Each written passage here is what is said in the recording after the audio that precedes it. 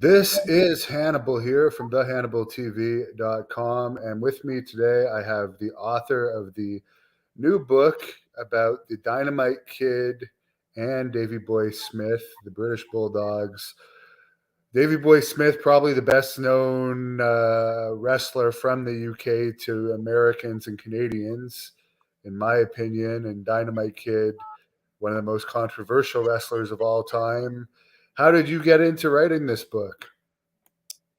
But it goes back sort of a really long way. I was such a huge wrestling fan as a kid, and sort of growing up. I was born in '85, so I was that sort of 8, 9, 10-year-old when Davey was the huge star as the British Bulldog. I remember him so well. I'm from a mining town in the north of England, just like Dynamite and Davey were. Sort of 45-minute drive separates our two small towns.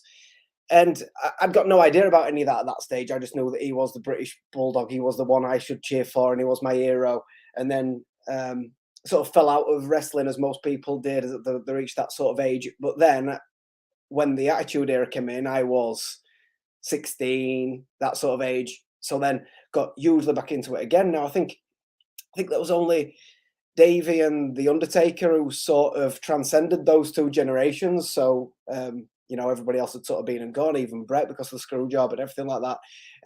Davey was back in his jeans and Doc Martin boots era. And so he just felt like this larger than life character to me. And I'd, by then at that age, I was a little bit more socially aware, geographically aware. I'd become aware of the fact that it was from such a local town to me, aware of the fact that we'd got this sort of shared heritage from a mining town.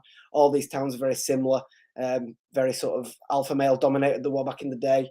And everybody's sort of very humble, and there weren't a lot of money around in them days, so I could massively sort of share that that heritage with Davey. And then as I got more and more into wrestling, I started going back and watching the old VHS tapes.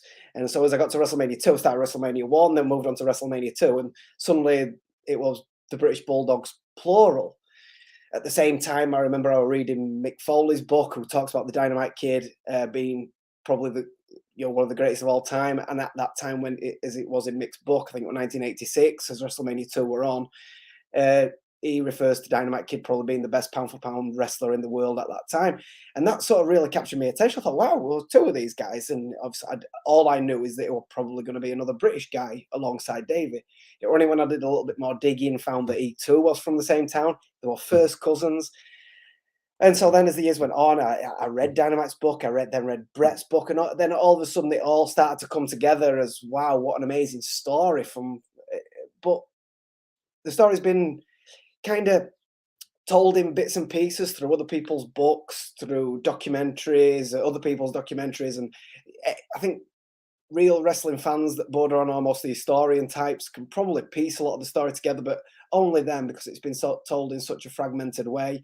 And I think the danger of that is that those have got a danger of only picking on a lot of the negatives, really, the names are only going to come up. So I think that's why Dynamite's name only came up really when it was almost something negative to say, other than the likes of Mick, who put him over as such a strong wrestler.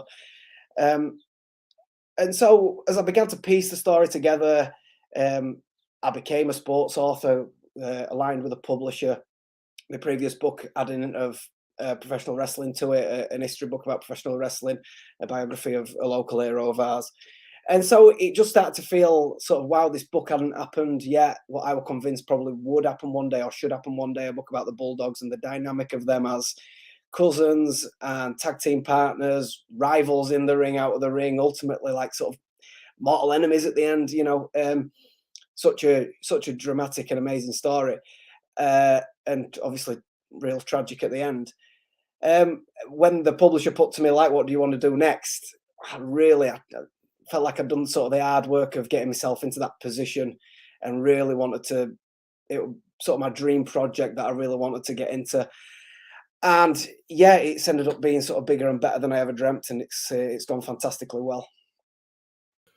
How much did the Harp family help you out with this? Because I know it was Ross that first told me about the project. So obviously he was on board with it, and he's of course one of the big historians of Stampede Wrestling. Well, yeah, what a guy. I owe him a lot, really. It were actually Bruce. It was through Bob Johnson that I managed to first.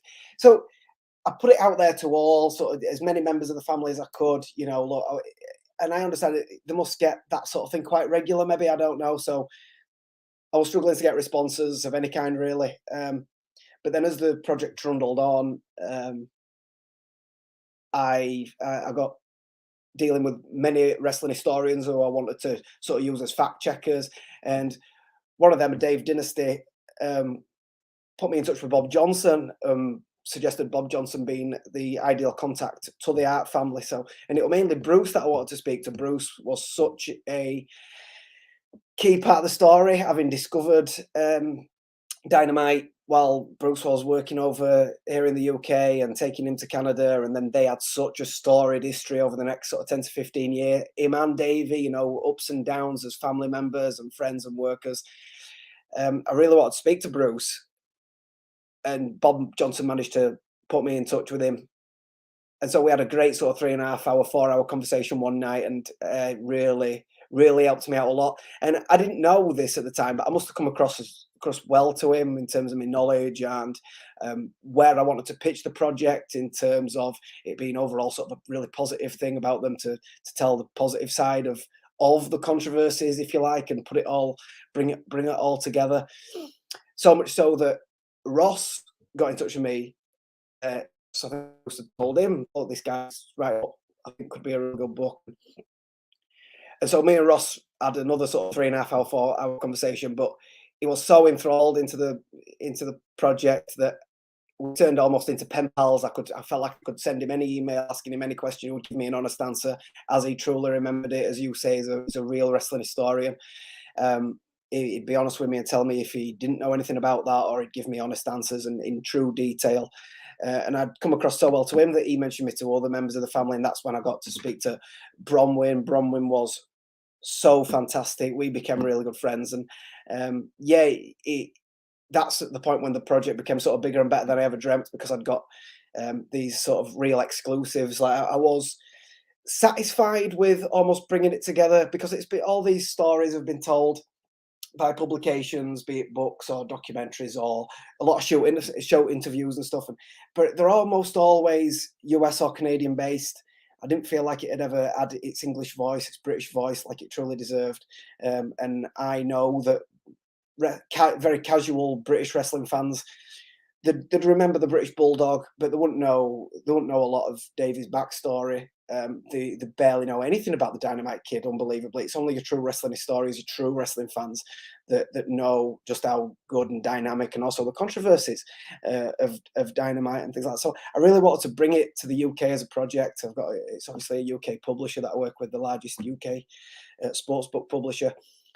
And so as I sold it to them, I was almost happy to do it as, you know, bringing all these sources together. Even if I didn't get to speak to one member of family, that would have been, it'd been almost heartbreaking that it didn't get any involvement like that. But I would have still been able to bring it together as well, possibly could. But then once I'd made these connections, once these people were contributing so much, it really just brought on a new life of its own. It ended up having to delay how long it was going to take me a little bit, because I knew it was going to be longer than I ever thought. I'd got all these exclusive stories all of a sudden, stuff that had never been written or said about before. And yet, so now it's actually out there at almost 400 pages, and took me 18 months to do. And yeah, I'm just excited for everybody to read it now. Well, you've mentioned Bronwyn Billington, who's Dynamite's daughter. I've interviewed on here a couple times too. Bruce Hart, Ross Hart. Vanderstar wants to know, could you list the people of importance that you associated with to write this book? The people who contributed? Yeah, that we would know as wrestling fans. Oh, who I interviewed? Yes. The family members who I've said, plus Keith Hart as well, contributed. I ended up speaking to Brett almost as it was coming to its conclusion. Gary Ports, Scott McGee, he contributed quite heavily. I had a brilliant interview with him. We got sort of emotional down the phone as he spoke about Tom. That was one thing that really I was surprised and impressed to learn is, as I said earlier, so many negatives get spoken about Tom, but it touched so many people in a warm and loving way. He's such a loyal person to those on his inner circle. That he those that were on that inner circle are sort of truly remember him so fondly, and it got really emotional as I was speaking to him down the phone. Did Gary, and it was humbling, really. Other than that, well, sort of lesser known wrestling historians are more obsessed with getting the facts sort of crisp and on point, and sort of the timeline really right. There's so many shoot interviews out there now that you can sort of go on forever. Once I'd got these family members involved, I was really sort of satisfied with that. I didn't chase down too many more, because it's like, where do you start and where do you end? And as far as some of the stories that no one's ever heard before, of course, you want those people to read the book for those, but could you give us any hints about some of those stories that you found out in the research to this book?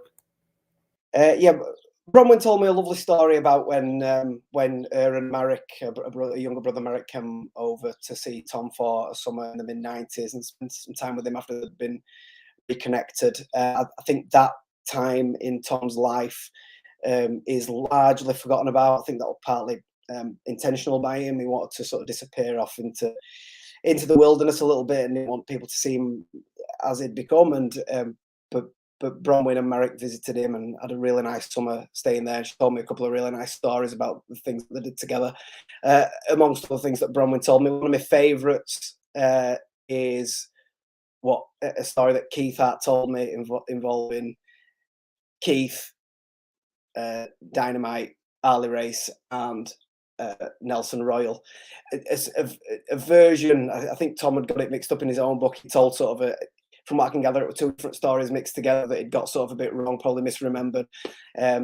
So I'd recalled that a little bit as I just thought of it from Tom's book, and it was Ross that first pointed out. He said that's wrong. You need to speak to Keith. Keith that were there for that, and Keith gave me this detailed and really funny anecdote of what actually happened that night with those four in a car. And yeah, I was so pleased to include that. And yeah, plenty of others. As you say, I don't want to give too much away, but yeah, there's been no shortage. It's one of the things that's been complimented on most. When it first got announced that we're doing the book, there were a lot of what are you gonna write about that hadn't already been written before. But yeah, Meltzer, John Pollock, Mike Johnson have all been very, very complimentary in the reviews of just how much fresh content there is in there. Someone wants to know, did you ever figure out why Dynamite turned down Brett's offer to pay for his back surgery? Pride. Just pride. It wouldn't want that. I truly believe that he probably could have. I think Brett were, even when Brett was champion, I think Brett was almost willing to pull some strings and maybe even get Dynamite a job with the WWF in the early 90s.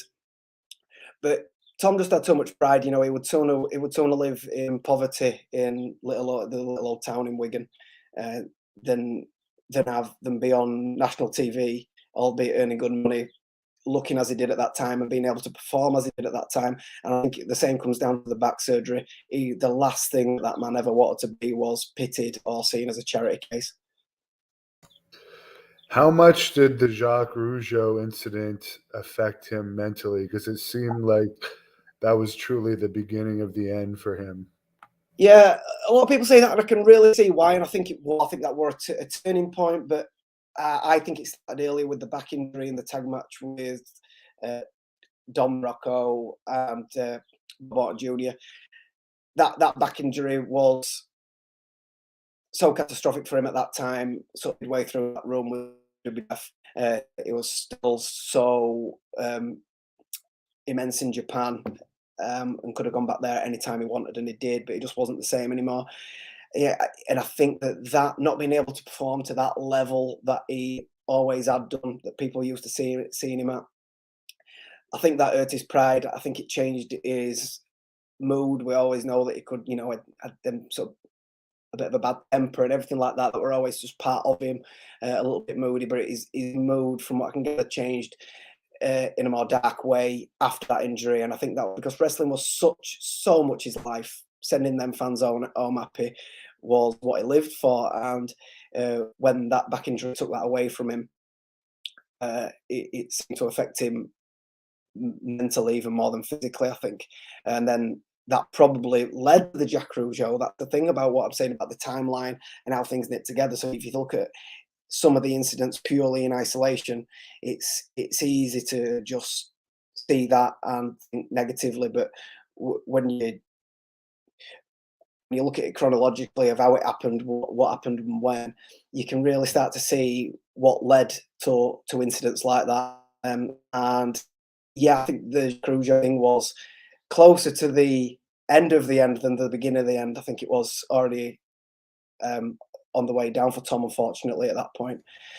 But yeah, it's everybody knows that story, and I've done my best to sort of bring everybody involved has got sort of a different version of what happened. I've tried to sort of bring everything together. I had an interview with Mike Johnson from Pro Wrestling Illustrated last night, and after we stopped the live recording, he went out of his way to tell me what a fantastic job he thought I'd done with that story, which meant a lot to me. I spent a lot of time on it. I thought the book might be largely judged on that. Never wanted it to be. This one never, and I explained this to sort of Ross and Brom and right from the start. There was no way this was ever going to be a hit job, as people like to say.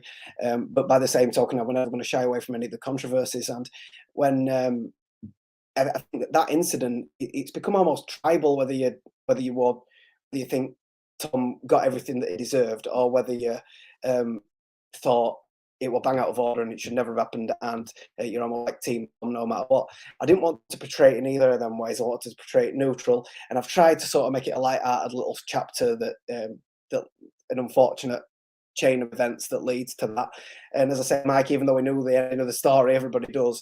He went out of his way to compliment me on how I'd put it together and taking everybody's points of view into account. So yeah, I think everybody will enjoy that chapter. It's a bit of a fresh look on what actually happened. And another thing that was almost a big factor too was that bar fight he got in Cochrane, Alberta, where he basically got beaten up really badly by New Year's Eve. Yeah, that was very close to the end. The one-way ticket from Michelle wasn't far behind that, But as I say, I think I think people get, again, if you look at that incident in isolation, it's easy to think negatively. But when you follow the book and the events of the book and the events of his life, you can sort of see why it was sort of spiraling downwards for him. And Michelle at that point took the right decision to sort of end it before it got even more catastrophic for the family. TB13 wants to know if Davey's family was involved, such as Davey Boy Smith Jr. and Diana Hart. Obviously, I reached out to them. Georgia and Harry had conflicting projects that meant they couldn't contribute. I spoke to Diana, but yeah, it ended how it did. We had sort of a bit of a conflict of interest, if I'm not a conflict of what the book should say and what it should do. But yeah, that is what it is. I don't really want to dwell on that too much. I've got respect for them all, and I don't want to sort of speak ill of anybody. Now, I remember when Diana's book first came out, I did read it, and then when I moved, I misplaced it, and I never read it again. But I do remember it was highly controversial. Did you manage to get a copy of that for reference on anything? I did. Yeah, I didn't sort of include much from it. I obviously just wanted it as a reference for timeline and things like that as things happened. But yeah, and I know I know she regrets that, and yeah, I didn't want to do too much of the of that side things really. As I say, I didn't really want to dwell on that too much. Did you get into kind of the end of Davy Boy's life, where I guess he was living with Bruce Hart's wife at the time, and there was a lot of unusual stuff going on, or was that part of the stuff you stayed away from as well? No, I included that. I felt that to be included, so I'd got a clear line of what I wanted to do in mind.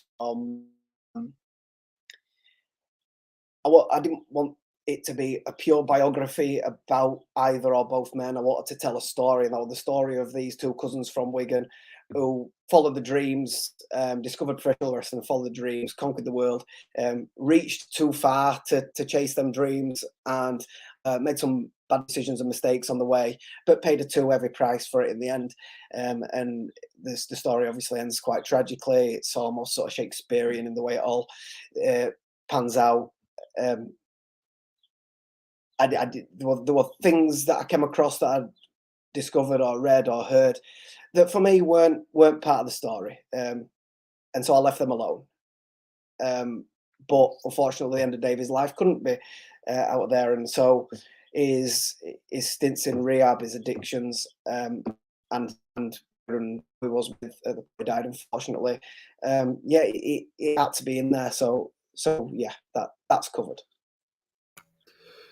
What did you think about the ribs that they would play to guys like Outback Jack and so forth? Some of these ribs were quite outlandish, to say the least. Yeah, And did you talk to some of the victims, such as Outback Jack? yeah. Well, actually, I owe you a huge thanks because your archive is pretty much all I needed for that. You've got Brian Blair, Outback Jack. In fact, you've got a compilation, haven't you, of just pretty much Bulldogs, particularly Dynamites pranks. So yeah, I spoke to Ross heavily about that, what he thought were embellished, what he thought were true, and how it related. I wanted it to particularly come from the Calgary point of view. So yeah, there's a fair bit of that in there. There was too much to cover. Just you could write a book on that all on its own, I think. So yeah, again, I just got this in mind where I want to tell this story. So obviously, I cover that, and the Outback Jack stuff is covered because I use that as the build up to the Jack Rougeau stuff. So they're getting sort of deeper and deeper into the pranks. Some wrestlers were sort of playing along and on board with it, and some weren't. And I think that's partly what led to the Jack Rougeau thing, obviously. So yeah, it's covered, but as I say, you could go on forever with all that. Yeah, that's definitely true. What was the most interesting thing you found about writing this book that that you didn't know about either one of these guys before getting into it? As I said earlier, with regards to Dynamite, it was how much it touched people in a positive way. I think. Yeah, again, there's been so much sort of negative. Oh, everybody knows who follows wrestling, so just how great he was in the ring, how influential he was in the ring. Um, but so much negative stuff written and said about him outside of the ring that, as I say, especially when Wayne Gary Port, Scott McGee, was reduced to tears on the phone as he spoke about how Tom had helped him through his life after he had a stroke, and subsequently before how Gary had helped him after the back injury, putting him up and helping him from A to B. It painted this picture of this true friend, a friend with a capital F. And yeah, whilst I know he would have had that in there, and he built up these relationships with people in the Harp family and whatever, it really it were humbling and almost made me a bit of listen to talk like that about him. In terms of David, yeah, quite really fascinating. The stuff. I knew a lot of it. It's weird because I knew it's like I remember at what point I found stuff out. I knew so much stuff already, and then when I went out on my way to find out more, so nothing was completely fresh to me. I think the stuff about him getting involved with the biker gang and stuff like that, I found that out when I first read Heath McCoy's book about Stampede Wrestling. That's a brilliant book, by the way.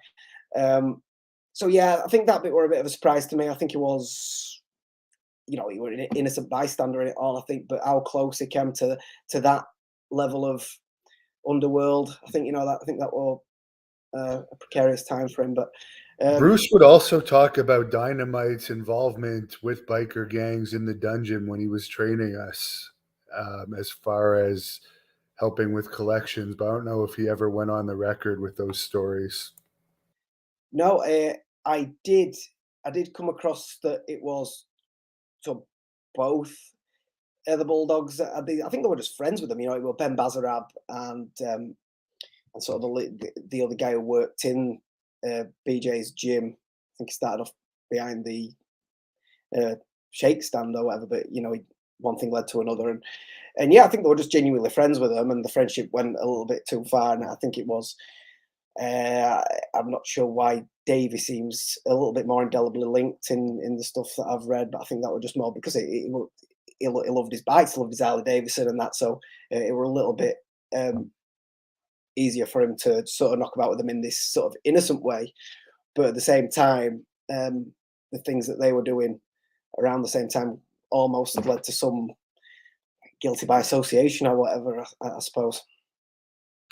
Yeah, well, there's a little more detailed stories that I know of, but since it's all hearsay and I'm Again, friends, again, I I was led to believe that that's quite that were almost part of why they ended up leaving Florida, maybe, or they were relieved to leave Calgary because um, of all that. So I touch on it as part of the story, as I've said, as part of getting from A to Z. But I didn't. It was one of the things I didn't really want to uncover too much. It wasn't what the book were about. now what's your opinion on how Harry Smith, Davy's son, has been treated by WWE over the years? They signed him really young, around 19, and it looked like they were going to like really make him a star, but then when they debuted him, he debuted in a pull apart, and then he had a very weak first run, got beat up by JBL, where they had JBL insult Davey, who had passed away. Then he ended up winning the tag team titles a couple of times, having a good little run. And then his latest time, where they were going to bring him back, he ended up being paid 7 months' work to have one dark match and then got released. So do you think that there's just some reason that they want to screw with him, or Well, I, I've thought about that. I think, let's be honest, to treat a lot of people like that, it's not that there's too much evidence of it across the board from them, unfortunately. Just washing their hands of people, seemingly no reason. That it'd be a stretch to say that they're almost like victimizing him. You know, his first run with Tyson Kidd, tag team champions, that's something I'll never forget. I'm sure something that he holds dear to his heart, and those memories of him and TJ and Natalia together, as well as, you know, some moments that he had with Brett in the ring with WWE. I'm sure he holds them very dearly. I've got a lot of respect for Harriet, a lot of respect for him as a performer as well. I think he comes across so well, especially like sort of at the Hall of Fame. You know, he stole the show at the Hall of Fame, if you ask me, with that speech. And yeah, I think they could have used him a hell of a lot better. I'll put it that way. Sometimes it seems to pay to have to be a second or third generation and have those links. And sometimes it works against people, you know, if they're almost too indelibly linked and forever being almost not taken for themselves as they are as that generation. So, I mean, he's had a fantastic career. Japan, huge respect for what he's achieved there. Still going strong. Him and Doug Williams now flying the flag for us in the UK. I wish him all the luck in the world and longevity. You know.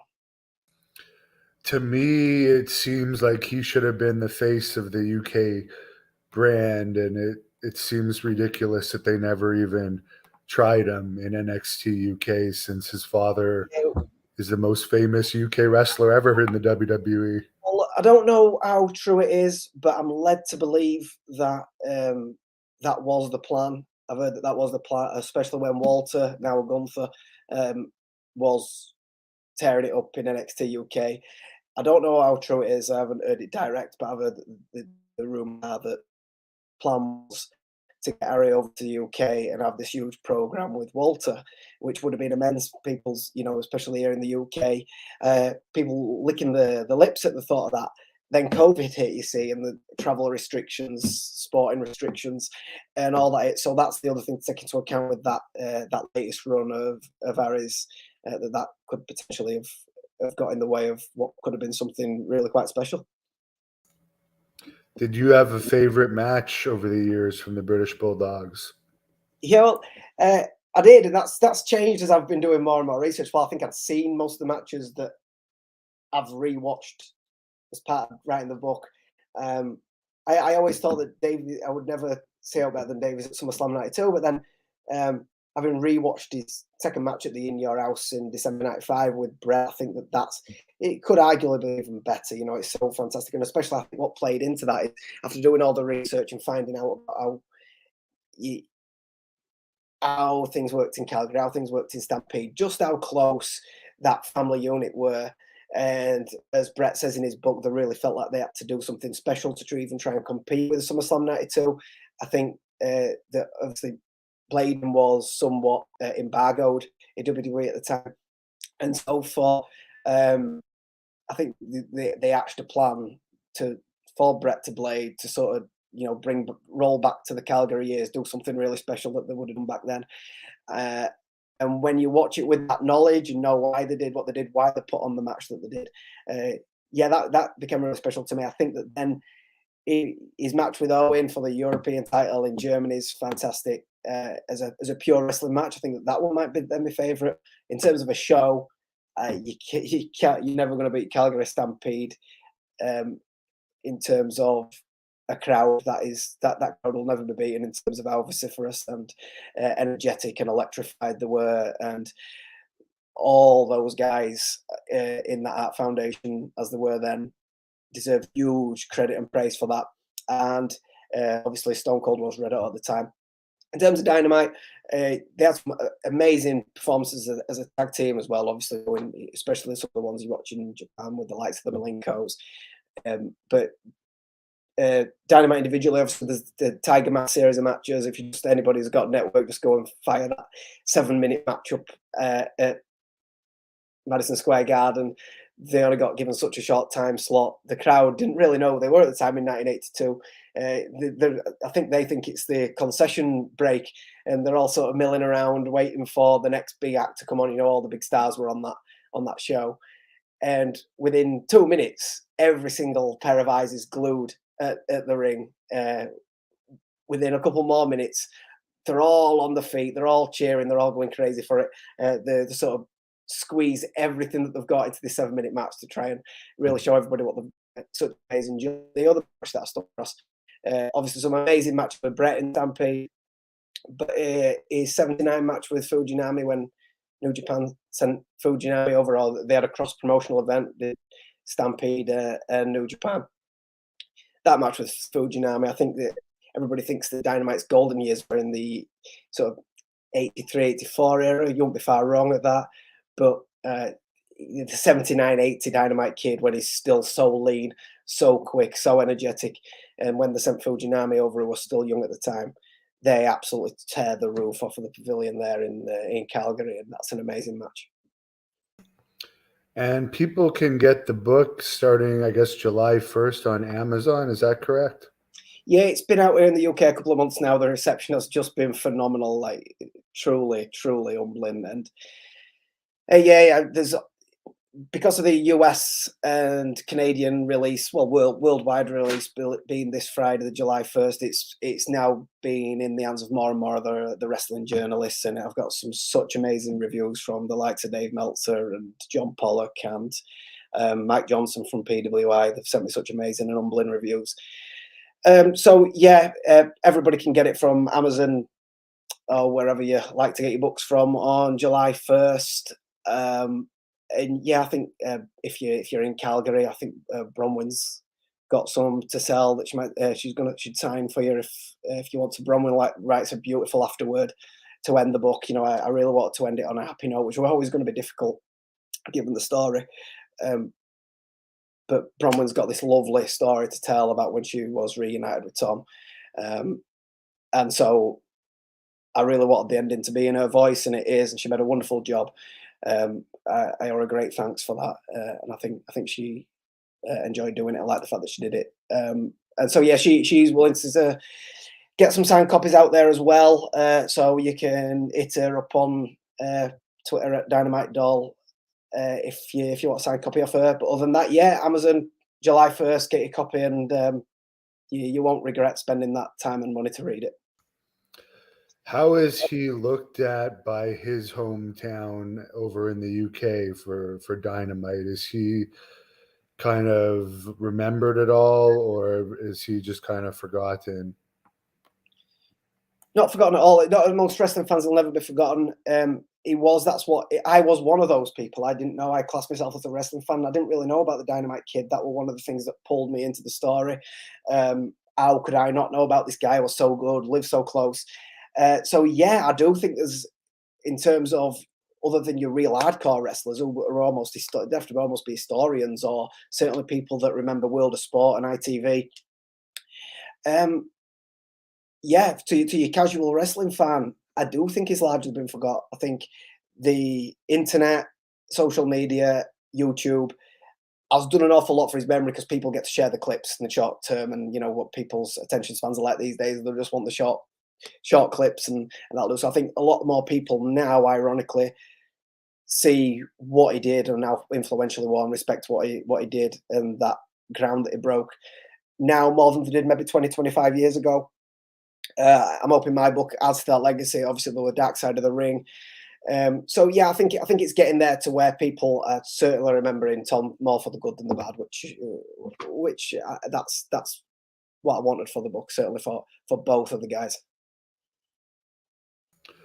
Well, someone says he has the best snap suplex ever. That could be true. Ritual. Well, I appreciate you coming on, and I'll let you close this off with whatever you want to say. Good luck with the book. Yeah, everybody, thanks for listening. Thanks for HANNIBAL for having me. And yeah, you can find me. I've got a dedicated Twitter page for the book, which is at Bulldogs Book 123. Put some bits of exclusive content on there, some of the pictures that didn't end up making it to the book, things like that, and updates on how it's all going, the new reviews that come in. So if you want to give that a follow, feel free. Other than that, just please enjoy the book. If you enjoy it, feel free to get in touch with me and let me know what you think. Yeah, thank you. Thank you for watching the HANNIBAL TV. Please help me out and like this video, then click the subscribe and get notifications buttons so you don't miss any of my latest shoot interviews, match videos, or news updates. Follow us on Facebook at the HANNIBAL TV for more live streams